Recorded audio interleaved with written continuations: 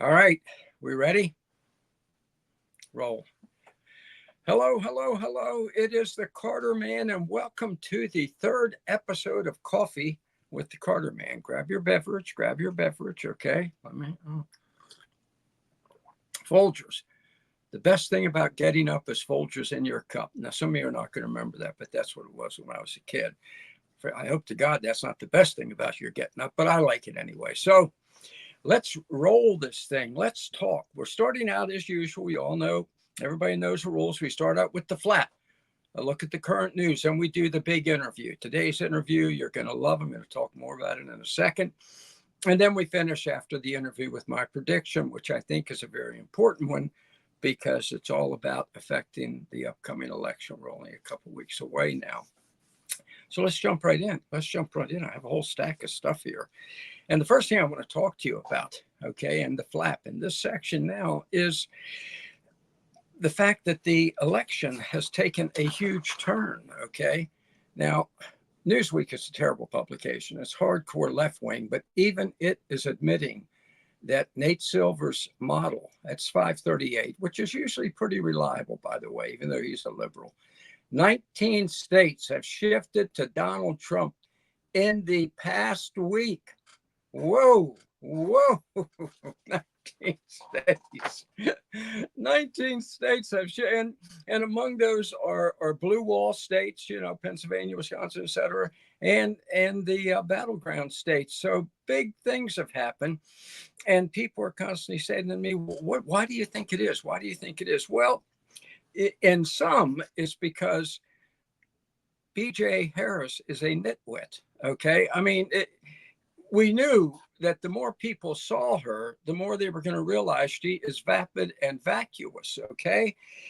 Matter of fact, before I get into the evidence of that, and we're going to do it, and I got to do it quickly because I don't want to take time from my interview. Let me push the button here, my stopwatch. Okay, there we go. Boy, it's clicking fast now. The only thing propping BJ Harris up is the mainstream media. In fact, specifically, what I call the Vixen Hate Brigade. Okay, those are your women. I'm sorry if that offends you, but the mainstream media news is now controlled by the nastiest women in the history of the world. Okay, you say, well, why would you say that? Well, here is the big wig now at cable news network. We've looked at that before. How would you like to have a neighbor that looked at you that way when you were trying to be nice? Look at that look. That's her hate stare. And it is firmly affixed to Caitlin Collins' face. Whenever she interviews a conservative or a Republican, she slips into that hate stare. This woman does not belong on network television. Then you have Dana Trash. Keep in mind, Dana, every single thing you see Dana Trash say, she is reading from a CIA script. How do you know that? Well, you know her real name, the name I call her Dana Trash. She's really Dana Bash. Bash. Where does that come from? Is that, oh, well, she was born Dana Bash. No, she wasn't. She was born Dana Schwartz. Her first husband was named Bash, and he is one of the most corrupt and vile CIA operatives in America. He's one of those that signed a lying letter about the laptop back in 2020. And he's still out there campaigning against Trump and feeding Dana Trash her CIA notes to read. That's all she does. And he looks down like this. Look, didn't I look just like her? I'm telling you, that is it. There's nobody there. And then, of course, we have, look at Lindsay's hate stare. Oh, look at this. Look at this. Look at that. How would you like to be lectured by a neighbor like that? How would you like to be lectured like that by the checkout girl at the store? She's Meet the Press or Face the Nation or whichever trash program that is. That's what conservatives get. That's, by the way, that's Lindsay with an E. And then she gets that wild-eyed look. Okay, that's what's propping Kamala Harris up. They're still trying to portray her as a giant intellect, okay? Which we know. I mean, talk about the opposite being true, okay? It'd be like my trying to tell you Tom Thumb was a giant. It ain't true. It ain't happening. Never has, never will.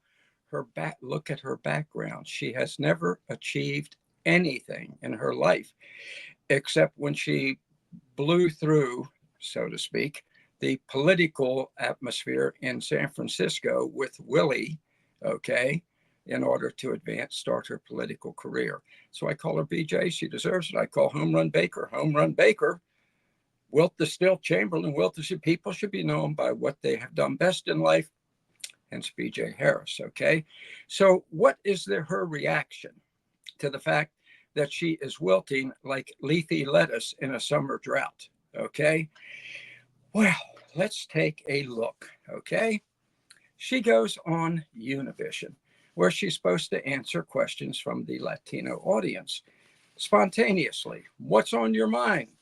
What's on your mind? What are you thinking, BJ? Oh, what I'm thinking is written for me on the teleprompter, which happens to be against the rules. She can't answer a question. How are you today, BJ? I think I am doing very good, thank you. How are you? That's what this is. She's reading the teleprompter to answer everyday questions that any of us can answer.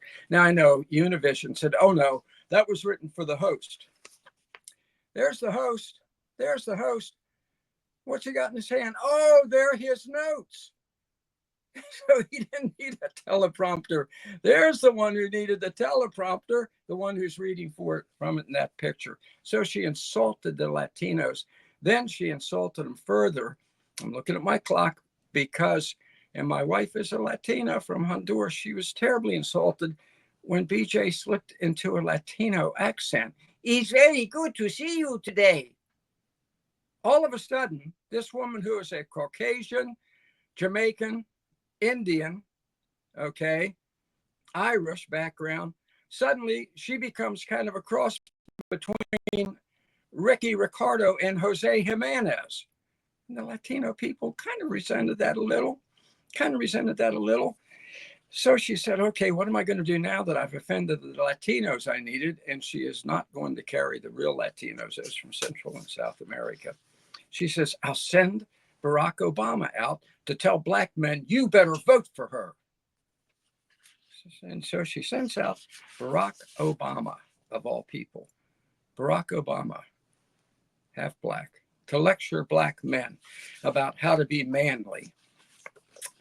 This Barack Obama, remember that weightlifting picture from the White House gym?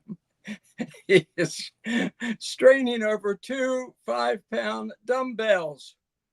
Okay. Oh my God. And he goes out to tell black men how to be masculine. And you better vote for our sister here, our sister, Kamala. Okay. And how did the blacks react? Outraged, of course. Outraged, of course. You know, about over half of my neighbors are black. They're not too pleased with being told by Barack Obama, half white, how he is supposed to vote for a woman who's listed as Caucasian on her birth certificate. Okay? If you don't do it, you're not black. Excuse me? So that's where we are. And then she decides, okay, I've offended the Latinos. I've offended the black men. What can I do to offend the other blacks in the country, which 94% of males in the country are not black? What can I do to offend them? Let's look at the ad, if we may. This is an ad that the New York Post called the cringiest ad in political history. Gary, can we roll this thing? I'm a man. I'm a man. I'm a man, man. And I'm man enough. I'm man enough to enjoy a barrel-proof bourbon. Neat. Man enough to cook my steak rare. Man enough to deadlift 500, then braid the out of my daughter's hair. Oh, yeah. You think I'm afraid to rebuild a carburetor? I eat carburetors for breakfast. I ain't afraid of bears. That's what bear hugs are for. I'll tell you another thing I sure as shit am not afraid of. Women. I'm not afraid of women. I'm not afraid of women. They want to control their bodies? I say go for it. They want to use IVF to start a family? I'm not afraid of families. They want to be childless cat ladies? Have all the cats you want. Woman wants to be president? Well, I hope she has the guts to look me right in the eye and accept my full-throated endorsement. Because I'm man enough to support women. Man enough to know what kind of donuts I like. Man enough to admit I'm lost, even when I refuse to ask for directions. Man enough to not ban young women from reading Little Women. Or one of those pants books that the sisters like. I'm man enough to raw dog a flight. It sucked. Not worth it. I'm man enough to be emotional in front of my wife. In front of my kids. In front of my horse. I'm man enough to tell you that I cry at Love Actually. Good Will Hunting. West Side Story. That and Predator. And I'm sick of so-called men domineering, belittling, and controlling women just so they can feel more powerful. That's not how my mama raised me. I love women. I love women who support their families. Women who decide not to have families. Women who take charge. And I'm man enough to help them win. I'm a Wow, folks. Let me let you finish laughing. Look, number one, they're all paid actors. Yeah, we know that now. They're all paid actors.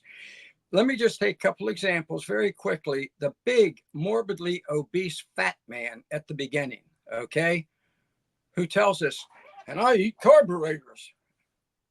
This guy looks like he hasn't missed a meal since the Last Supper to begin with. And maybe Gary, our producer, is one of the greatest car experts I know. He rebuilt my Ford Thunderbird. Gary, do cars still have carburetors? No, Carter. Most vehicles do not have carburetors anymore. So, thank you, sir. So, folks, you have to ask yourself, if you are on a carburetor diet, fat boy, how come, and they don't make them anymore, how come you haven't lost a little weight? Okay, try and be a man and go on a diet. Then you have the guy who's not afraid to cry in front of his horse. Now, I've been watching cowboy movies for 7 decades. I have never seen John Wayne cry in front of his horse. Sit down, or Roy Rogers, sit down and say, "Oh, Trigger, I just can't believe that." What is that about? And then finally, I'm sorry, I have to say it because I'm the Carter man.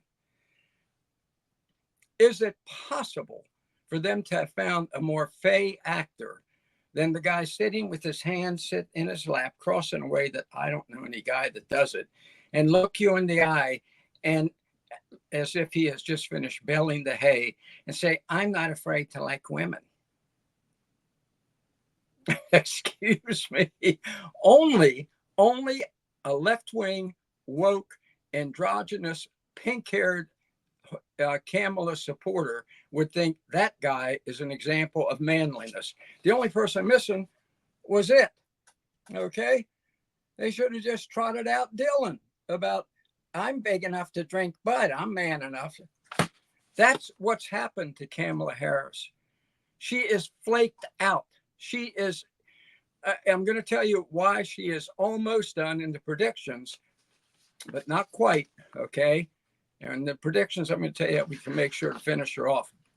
But there you have it. This woman is just absolutely, like I said, wilting, like leafy lettuce in a summer drought. And how does she respond? By making things worse, okay? By making things worse. All right. There you have it. There's the flap. I mean, it's just, we've had a wonderful week. We've had a wonderful week. And the coming week may be even better. We shall see. But one area that I want to talk to you about, and it's the topic of our big interview today, is an area where, in my opinion, things are not going well. Okay, things are not going well. And that is in Israel fighting for its life. Okay, our only real ally in the Mideast, the only democracy in the Mideast, the home of God's chosen people. Let me just put it bluntly. I'm a Christian. That is the home of God's chosen people. You know, I love Pat Boone's great song that he wrote for the movie Exodus, "This land is mine. God gave this land to me."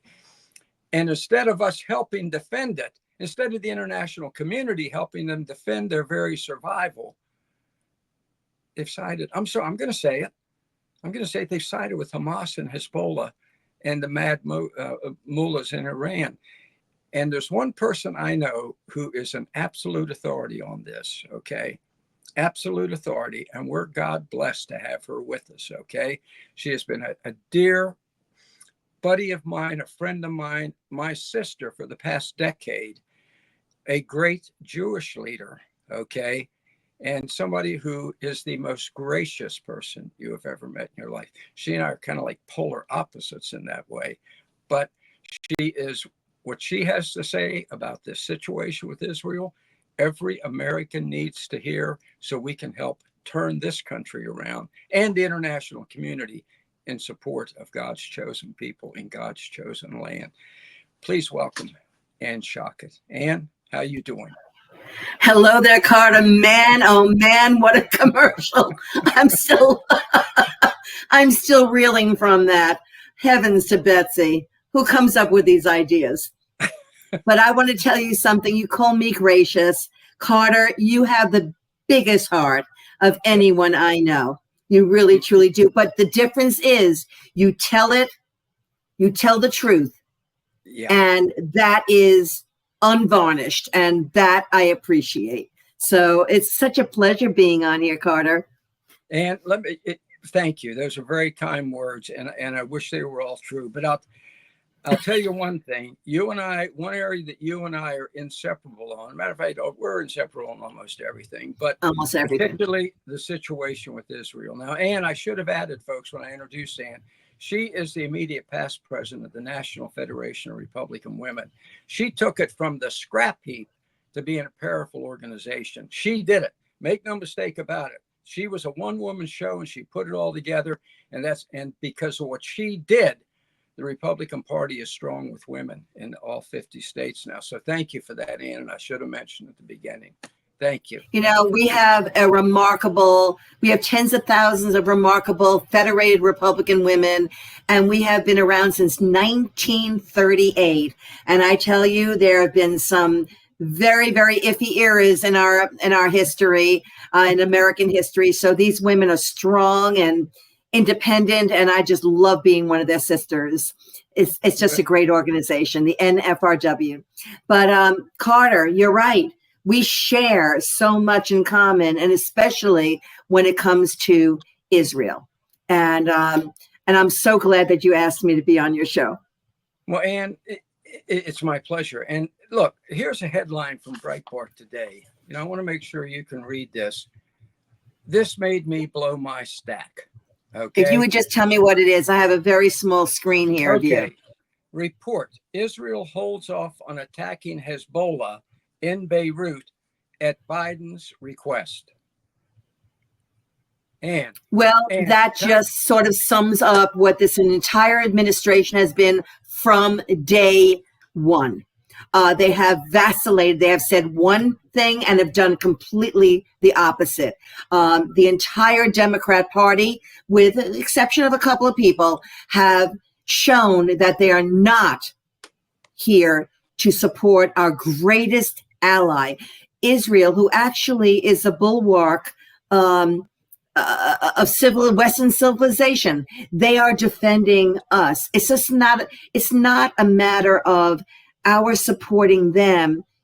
It's a matter of our working together to support each other. And Israel is the first line of defense. How dare they promise? The Democrats, especially the Biden-Harris administration, promise over and over again. And I can add Chuck Schumer and others to that list.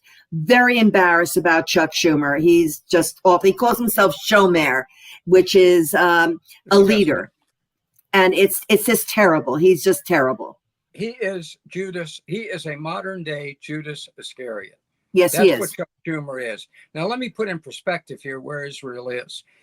The treatment of Israel by the international community right now is absolutely 100% the equivalent of their treatment of the Jews in Europe in the 1930s and the early 40s, when the international community stood by and watched and refused to help as 6 million Jews were killed. Hezbollah, Hamas, and Iran have vowed to kill what is the population of Israel? It's about 6 million, right? It's almost 7 million in Almost Israel. And 7. as a matter of fact, there are only 16 million Jews in the entire world, which is only 0.2%, 0.2% of the global population. And so right now, those three organizations have vowed to kill every Jew left in the Mideast. That's almost 7 million, as you've said. So it's a direct equivalency. And where is the international community? Harris and Biden have cut off weapons to Israel at its time of greatest need. Both of them issued tepid statements on last October 7th. Now, let's make something clear. The massacre, the slaughter, the terrorist and torture attack by Hamas last October 7th was the worst assault upon humanity in modern times. Okay? That's and right. The international community, essentially, I'm going to say it, has sided with Hamas. Every time Israel has fought back against Hamas, the international community has said, we need a ceasefire. Well, where the hell were they when Hamas was on the attack? They didn't call for a ceasefire. Did they call for a ceasefire when Hezbollah attacked? When Iran attacked? No. Only when Israel defends itself. And what do you think of that? Well, I think you're absolutely right, Carter, of course. And I basically feel that they ask for a ceasefire because that gives Israel's enemies the opportunity and the time that's needed to rearm themselves and regroup. That's what it is all about, succinctly. Yes, they have never asked anyone else to do that. Can you imagine if we were asked to have a ceasefire during World War II? I mean, there's no such thing as a ceasefire. I mean, this is whenever Israel shows its strength, whenever Israel shows its courage, that's when it's asked to hold back, to soften its stance, so that the enemies can basically regroup and be able to be more vigilant in getting back at Israel. And thank heavens that Israel has leadership that says, no, I'm sorry, we are not going. We thank the United States for its help, military aid, but we will not stop. We cannot stop. It's a matter of survival. And as I said before, not only Israel's survival, but Western civilization's survival, Judeo-Christian survival. This is what it's all about. They're coming after the Jews, Carter, but you know what? They come after the weakest link. And in terms of population, we are the weakest link. 0.2, just think about 0.2. If you think of a pie showing the populations of different religions, then you have this little itsy bitsy sliver that says other. We are part of that little itsy bitsy sliver. And when they come after what they consider to be the weakest link, the next in line are the Christians, and then come the other religions. So it's just a matter of waiting in line. And thank heavens, it's people like you, Carter, Christians, who are standing behind Israel and saying, we are there to help. We are there to support you. Because without your help, I don't know where we would be. Well, you and I are standing behind them. We have stood behind them. But let me point out, years ago, I want to reference something you were saying about the Christians are next. Years ago, I had a Muslim girlfriend, right? So one day we were at a cab in Georgetown and we got picked up by a Muslim cab driver. And they started talking. I didn't understand a word they said. They were speaking Arabic. And after we got out, I said, what was that about? He seemed kind of angry. And she said, oh, what he was saying is that, when they're done killing all the Jews, they're going to kill the Americans. Or as he said, after Saturday comes Sunday. That's right. That's their Absolutely. attitude. That's their attitude. And we have to stop making believe it's not. These people have an insatiable blood appetite. What they did last October 7th showed an insatiable blood appetite. Make no mistake about it. The American people, the mainstream media, the hate vixens have covered it up. They haven't shown the footage and revealed what really happened. The torture they inflicted upon those 1,200 people before they killed them is, I'm going to say it, the most hideous since Genghis Khan and Attila the Hun. What do you think? Barbaric animals. And the footage that I was able to see along with others, such as members of Congress and other specific groups, and I saw that at the International Religious Freedom Summit, as well as at the Israeli Embassy, takes your breath away. There were grown women and men who could not stand looking at that raw footage. We're talking about unedited, raw footage, and they had to get up and leave the room. It was that awful. We're talking barbarism. And I don't think that many people who grow up in this wonderful country, the United States, understand the depths to which these people have resigned themselves to attack anyone who is Israeli. It is taught to just like Hitler Youth, this is all taught to the young people. The young people are taught in their schools, during their prayers, in special summer camps. They are inbred with this hatred, this visceral hatred towards Israelis, towards Jews, towards Americans. And by the way, I want to also clarify something else. Anti-Israel means anti-Jew. They are one and the same. And that's where the Harris-Biden and Biden-Harris administration has played with the words. It is not a question of supporting Jews, but being anti-Israel. You can't do one without the other. It is very, very important to understand that anti-Zionism is anti-Jew. It absolutely is. And we need to make that abundantly clear. Look, to me, it is the Harris-Biden administration. I'm going to tell you why, if we can do a quick aside here. Biden has now admitted that she made all the decisions during his tenure. And remember, she went out in the media over and over for 4 years and lied and said, I sit in meetings with him all the time. His mind is very sharp. He doesn't miss a beat. I remember those quotes. So it is the Harris-Biden administration. And this woman is bedrock anti-Semitic. Bedrock anti-Semitic. And every Jew better wake up and realize it, okay? Every Jew better wake up and realize it. And that's part of the fight we're in right now. And by the way, I think you're going to have to look very hard to find Nazi treatment of the Jews as barbaric as what Hamas did on October 7th. You're not going to find it. Oh, yeah, they killed them. There's no doubt, but the torture, the sodomizing, the beheading. It is absolutely almost unfathomable until you see the actual footage. You just close your eyes and imagine anything you can possibly imagine that would be that horrific. And that's what took place. The rape, the burning alive of women and children, the absolute horrors that took place on that day, October 7th. And they would actually behead people and parade them through the streets of the Gaza.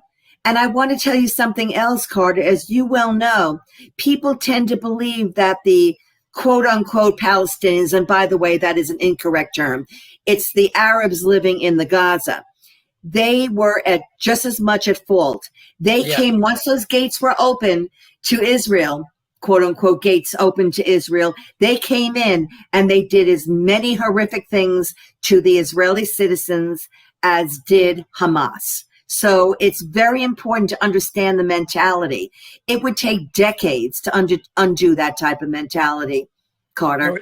Well, that's part of the problem. You know, years ago, I told my Palestinian friend, you better be careful because you're teaching hate. You're teaching your children hate. And once you embed that in their minds, there's going to be no stopping them. Well, we saw proof of it then. And by the way, let's make something clear here. We hear all the talk from the mainstream media, the hate vixen brigade, about, oh, the poor Gazans, Israel bombed Gaza, all those little innocent people. 90% of the people in Gaza absolutely support what was done on October 7th. They support Hamas. Let's be frank here. 500 miles of sophisticated tunnels. Now, ask yourself several things. Could they have built 500 miles of sophisticated terror tunnels under Gaza, actually into Egypt, without the support of the people living in Gaza? It's not possible. It's not possible. The Gazan army itself is not that big. So the workers had to be the Gazans laughing and chortling while they built the terror tunnels. All right.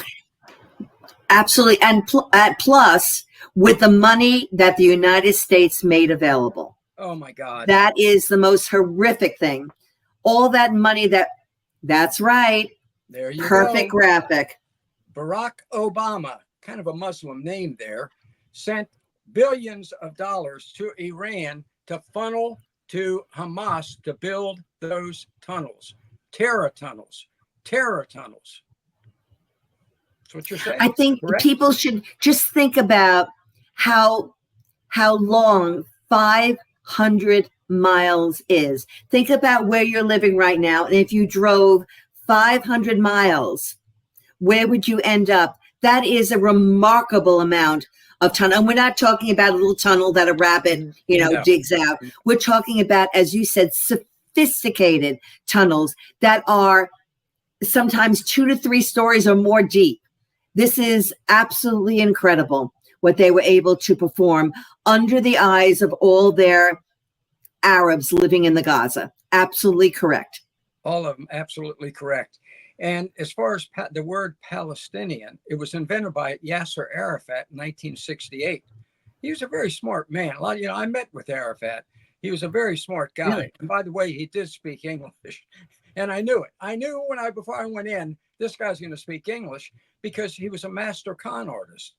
And so the reason he would act like he didn't speak it was so idiots like Clinton and these others would wait for an interpreter while he formulated his thoughts. I mean, this is just, we have been outflanked and outsmarted at every turn. And speaking of outflanked and outsmarted, I'm going to say something to you you may disagree with. I think now, as a result of the massive support for Hamas on our college campuses, every damn 4-year college in America should be defunded. Enough. Agree. Done. Agree. Done. You're finding more and more Jewish families who are pulling out their children and grandchildren or not allowing them to apply to what was considered at one time very prestigious schools, such as the Ivies. Instead, they're sending them to local colleges or to certain Southern universities that practice tolerance of the Jewish people.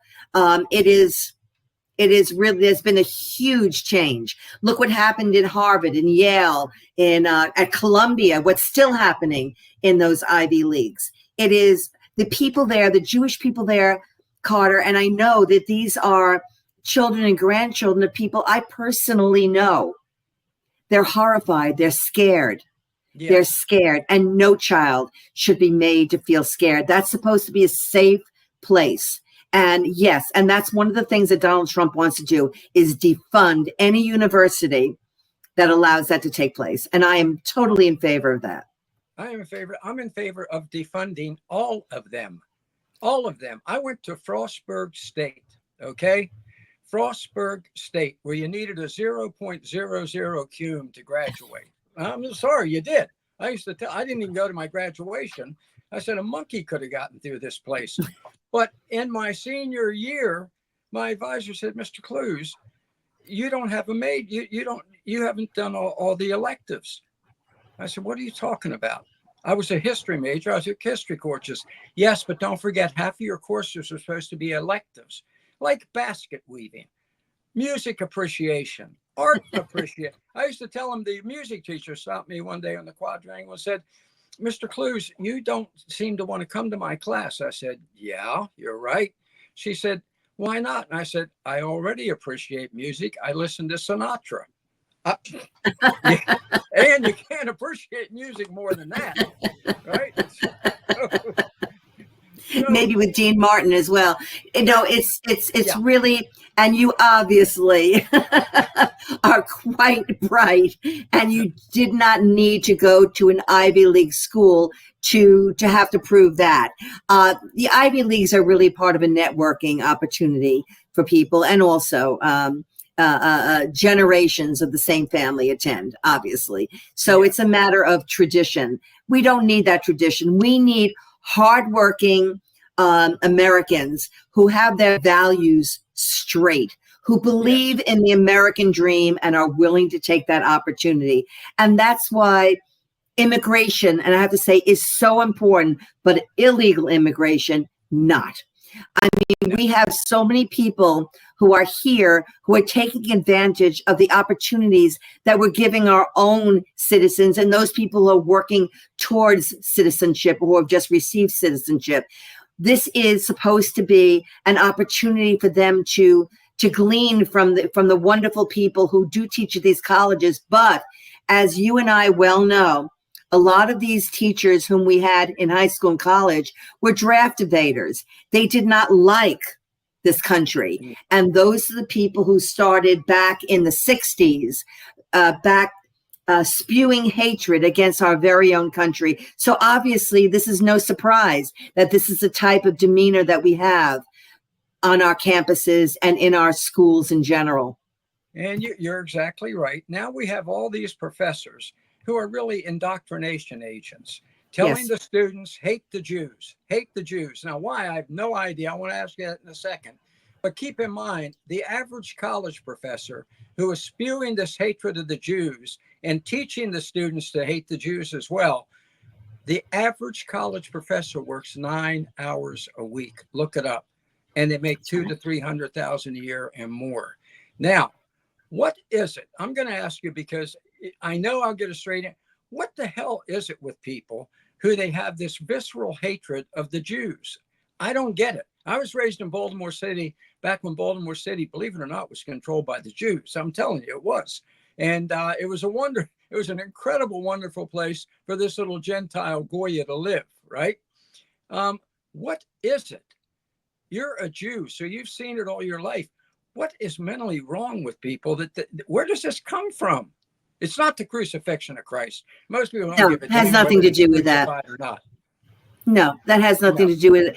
We have been thrown out of so many countries throughout the globe that we had to depend upon only several things: our own courage, our own sense of family and religion, and our own need to study as hard as we possibly could to be able to make something of ourselves. We were denied things like land or certain positions in businesses or government positions and so forth and so on. So because of that, we went into certain fields. And because of that, we became prosperous. We had to. It was a matter of survival. So whenever there was an economic crisis, as we're going through now, an economic crisis, people get stirred up and they look for scapegoats to be able to make themselves feel better. And to whom do you turn? To those particular people who have made themselves, through hard work and diligence, prosperous and successful. Now, I'm not saying that there aren't any other religious sects or other people from other countries who have not been successful. It's really, of course, they are. But in the United States, where we only have 7 million Jews, 2% of the population, as compared to 0.2% of the global population, and you see them in things like theater, television, and podcasts, and finance and other fields, maybe medicine, you tend to think, oh my gosh, look at them. They are controlling us. We're not controlling. We're just making our way and our little niche in the world, because we don't know when the next time will be that we're thrown out of the country in which we're living. The only homeland that the Jewish people have, the only one, is Israel.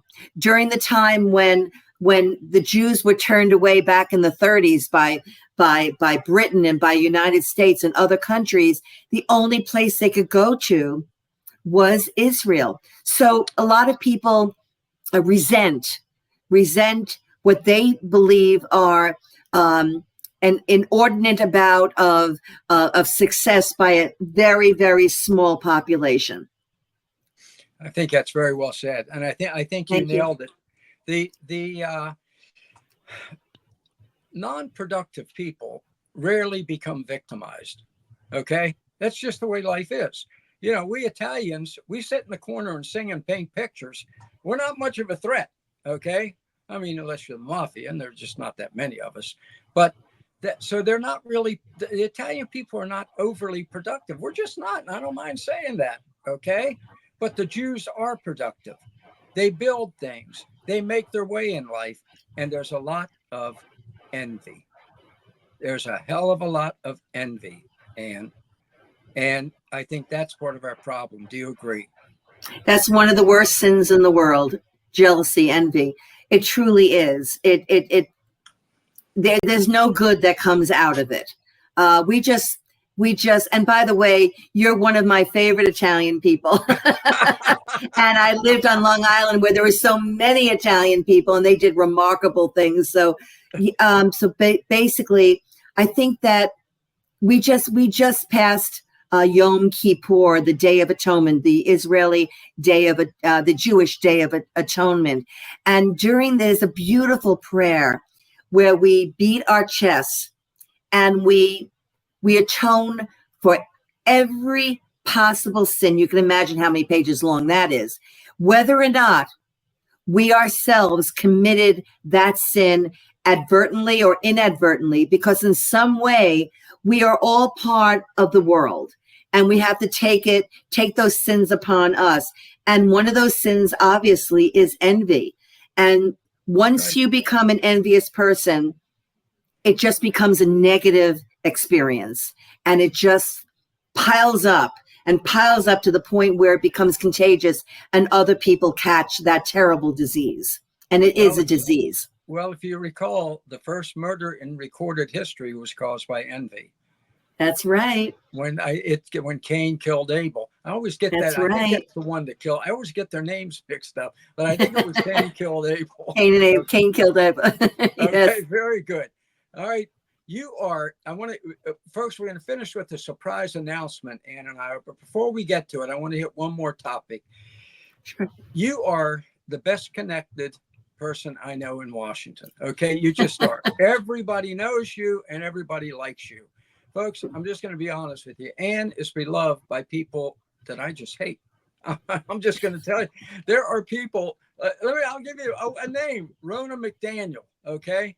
The Mitt Romney niece who destroyed the RNC had to be at least 8 years.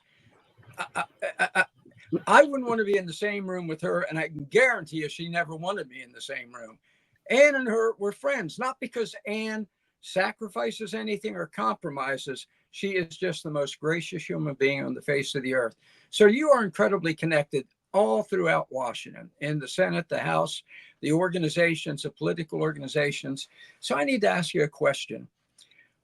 Israel is being undermined at every turn by the Harris-Biden administration, okay, and by the Democrats in the House and Senate, including Judas Iscariot Schumer. So where is Washington's Conservative Inc.?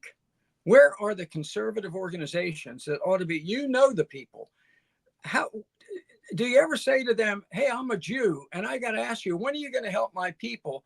Instead of just going out, I would say to them, you need to raise less money and more hell, but you're not that kind of person.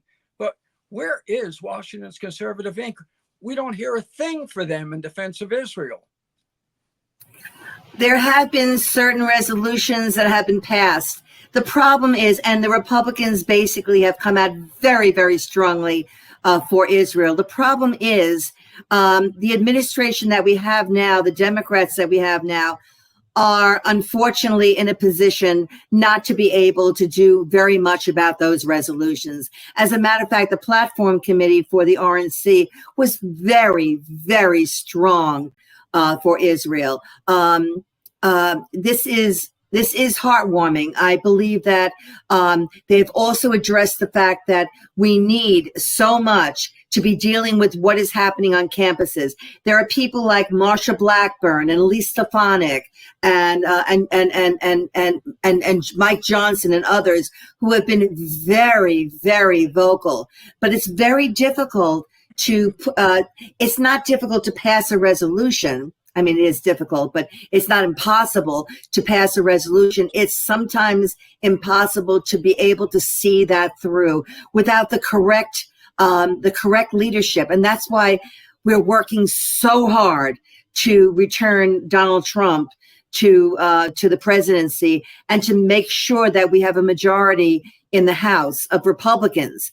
That is so vital. Whether or not you agree with everyone who is a Republican, we have more of an opportunity to be able to support our greatest ally, Israel, with Republicans in power. All right, so you're saying the solution is more Republicans in power? Yes, absolutely. That's a very, very strong. And then we hold them account. We must hold them accountable.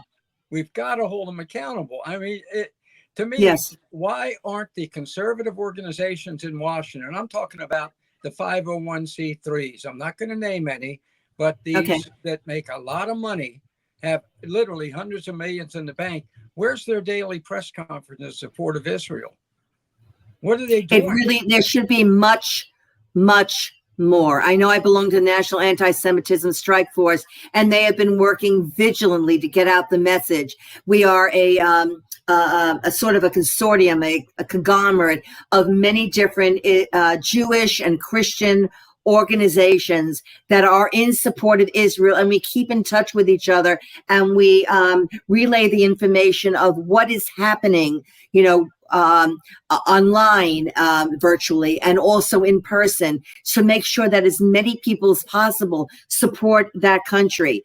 It's so mind-boggling how few people, Carter, how few people really understand or are aware. I shouldn't say understand, are aware of what actually happened on October 7th. I know it seems impossible, but so many people. Now, this is my 34th discussion online and in person on Israel and the rise of anti-Semitism. 34 since October 7th. I wasn't sending out emails saying, please interview me. No. It just occurred that way. Just like when you asked me, basically people, you should see their eyes. I can't see people's eyes right now. They're amazed. They don't know. And during the few times it was in person, I'd have people coming up to me and go, oh my gosh, my children are at a particular school I mentioned, or I didn't realize, what that really meant. For instance, when I mentioned that 1,200 people were massacred that day, that is the equivalent of our having 42,000 Americans massacred. That's right. Or the fact that 245 people were kidnapped. That is equivalent to 8,000 of our citizens being taken. When you put things in that type of terminology, people all of a sudden understand the gravity of the situation, and they are more apt to become more aware of what's happening on a daily basis. No, and I know you have been out there day and night, because you and I are friends, and we try and talk as often as possible. And invariably, you are tied up in an interview, and God bless you for it. And I think at CRPAC, we are going to push more and more to force the hand of all the politicians to deliver a message to Hamas. You may recall, and I know you're a historian, so you will, in early 1900s, the dictator of Venezuela kidnapped an American citizen. One, not 240 the way Hamas did of the Israelis. One.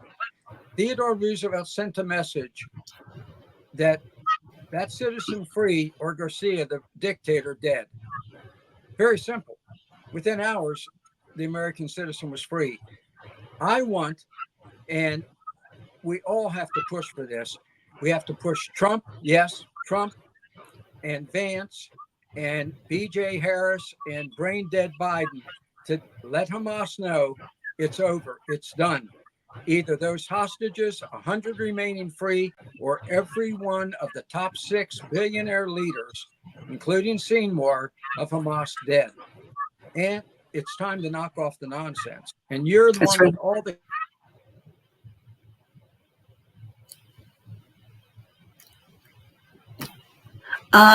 Carter, I lost your. I'm so sorry. I lost your audio. Oh, here we are. Okay, We're great. back. We're back. So I think let me bring up now a topic which is very positive and very upbeat, and is going to help further everything we've talked about in terms of helping Israel survive this onslaught from the hard left as well as Hamas. Let me say it, as well as the hard left's allies, Hamas, Hezbollah, and the Houthis, whatever the hell they are, in the Mideast. We are going to, within now, 2 weeks, launch our own podcast, right? That's right. Which will be called an incredible interview podcast, folks, with the people that only Ann can reach, the Schockett Docket, which is a great name to me. I'm truly looking forward to it. And any activity that I'm involved with that includes you, Carter, is bound to be educational, motivational, inspirational. It's just going to be very positive and very informative. This is going to be quite an exciting project. This is going to be the most important interview podcast, not just now, but in the history of podcasts. I'm telling you, I mean, we all love Joe Rogan. He does a great job. But this one is going to be more politically focused, and occasionally we'll have a non-politician on to liven things up and for comic relief. One of my, and I'll tell you right now, one of the people I want you to go after, because you can get anybody. You are incredible. I want David Lee Roth, and right now a lot of the viewers are saying, "Who in the hell wants to hear David Lee Roth?" We don't want him to sing. I mean, I'd love it if he still could.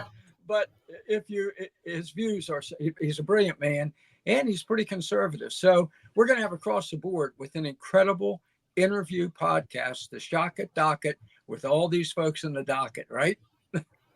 That's right. The conservatives are coming out of the closet, Carter. We are going to have, they're going to be knocking at our doors, because basically I think people in general have had it. They are fed up. And they want to be able to be part of a strong, successful country that stands for something positive. And that's what you've always stood for, Carter. And that's why you just emanate the truth. And as I said at the very beginning, the unvarnished truth. So maybe that should be the name of your new podcast, The Unvarnished Truth with Carter. And this has been such a delight. This has been incredible, just as I knew it would be, folks. This is my sister, okay? And I love her dearly. And as you can see, she is an exceptional person in every respect. And thank you. Thank you for joining us. Thank you. With Coffee with the Carter, man. God bless you. Wow. What an incredibly impressive person. And what you saw there is what Ann has 24 hours a day. Just smart, intelligent, perceptive, gracious, and somebody who is one of us, a true believer in what is good and great for this country. So we're going to see more of Ann, and we're going to see her, don't forget, starting in 2 weeks under the auspices of Constitutional Rights PAC. We're going to have the Schockett Docket, a brand new interview podcast, okay, which is just going to be in-depth, very perceptive, no holds barred, and with some guests that are going to knock your socks off, all right? And that brings us to the wrap, all right? We're at the end now, and at the wrap, we always do our prediction. So here's what I'm going to predict for you. I'm going to predict for you that Donald Trump can quite possibly win in a landslide. I think B.J. Harris is going to continue to self-destruct. There is nobody home, and they can't, even the mainstream media, okay, are starting to realize, what can we do? it's hard to prop up someone that you can't talk to, because when you talk to her, everybody goes, "The hell did she say? What'd she say? And why'd she cackle?" You know, there's nobody home. There's nothing there. So the mainstream media has a problem in propping her up. But here's the problem we have. Don't forget the big steal. The Democrats are still very adept at the big steal. They are going to, here, I'm in Pennsylvania, they're going to steal massive number of votes, just as they did in 2020, in Philadelphia, York City, and Harrisburg. Okay. That's where they steal the votes in. All right. They are expert at it, and they're going to do it again. So Trump has to win by at least 5 to 7% to carry the state. And right now, he's ahead 2 to 3%. Here's my prediction. Trump is going to win in a landslide if these people get out and vote. Okay, I don't know whether you can read that, but look at what it says there about the number of evangelical Christians who do not vote. In case you can't read it, I'll read it for you. Okay, 22 million Christian regular churchgoers do not vote. Okay, well, they sit on their haunches. If that happens, the big steal is going to succeed. That's my prediction. That's my prediction. And it's very bothersome to me because, as you know, my father was a Methodist minister, the evangelical Methodist minister. And he would constantly urge his parishioners, be not weary in well-doing. Okay? Be not weary in well-doing. And I remember him one time at an Easter sermon, and he said, you know, we all hear about those yelling, crucify him, crucify him. But how about those who said nothing? I would bet it was the majority. Remember, a week before, they had thrown palms in his path as he entered Jerusalem. Where were they? Well, they must have been among the 22 million. So I guess what I'm saying to you is I'm predicting we can win in a landslide. If you, as an evangelical, vote, and if you tell all your evangelical friends, you know, you've witnessed to me, you've propagated the gospel, which is great, but what are you doing to put your words into deeds? Or are you going to vote on election day to make sure the single most evil woman in the history of American politics, just evil, she rides around in a Joy of Abortion bus. She had an abortion chamber built outside the Coliseum where she was nominated. That's sick. So it is a choice between good and evil. And you're you know, years ago, I was good friends. I'm going to close with this. We're out of time. I was good friends with Jerry Clower, the great country comedian. He's a wonderful man, a very funny guy. I swear to God, he could read the phone book and you fall out of your chair laughing. Those of you who remember him are nodding your head right now and laughing at some of the things you remember him saying. Shoot that thing. But Jerry used to tell the story about the church he went to, the little Baptist church in Yazoo, Mississippi, where one of the members committed adultery. All right. One of the male members who was caught in adultery. And the church was outraged, but the man repented and his wife accepted him back. But the deacons of the church just weren't satisfied. And they had a meeting that Jerry attended. He said, I went to the meeting there and they started talking about what are we going to do about this man? He said, some of them wanted to say, well, we'll let him come to church, but he has to sit on the back row. And Jerry nodded. Okay. Some of them said, well, we don't ever want him to be anything important in this church. Not even take up the offering no more. He said, Jerry said, I said, okay. And then some of them said, we don't want him in the church door anymore. Never again. And finally, Jerry said, I turned to him. I said, well, I got an idea. Why don't we just drag him down the river and stone him to death? Okay. Well, come on, Christians. You want to stone Trump to death because you don't like some of the things he says and he's been married 3 times or whatever the heck it is? Too much is at stake for that kind of casting of the stones. I'm just going to tell you. This is not a time to sit home. Okay? Remember what Edmund Burke, the great British parliamentarian, said: all that is necessary for the triumph of evil is that good men remain silent and do nothing. We can't afford to do nothing. So to all of you, if you're an evangelical, get to the polls. If you know any, tell them, get up there and forget about the Stones right now. Cast your vote for good versus pure evil, all right? Folks, I can tell you every week, let's do this thing. Stay strong.